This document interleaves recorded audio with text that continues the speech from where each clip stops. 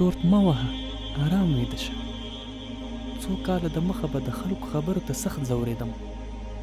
هغه خبرې به مې ذهن کې اورېدې راوړېدې چې خلکو به زما په اړه ویلې. بیا به مې نو زړه خفه او روح نارامه و.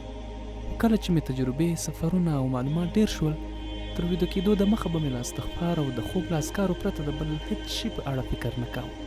او زما په اړه د خلکو خبرې، دریځونه او نیوکې به مې هېرې کړې.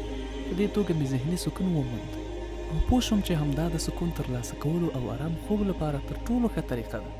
چې کله خلک له خپله ذهنه وباسي او یوازې الله تعالی او د هغه ذکر ته پکې ځای ورکړي، د سکون احساس به وکړي. خو کله چې ستا په حق کې د خلکو هرې خبرې او کړنې ته زړه وخوري، آرام خوب به ونه کړي، نو دا په پای کې په کینه او کرکه بدلیږي.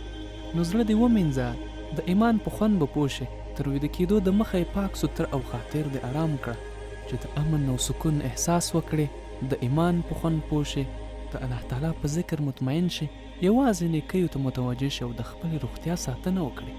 تر هغې مه ویده کېږه تر څو دې چې زړه او ذهن د الله تعالی د ذکر پرته له بل هر څه نه وي پاک کړی.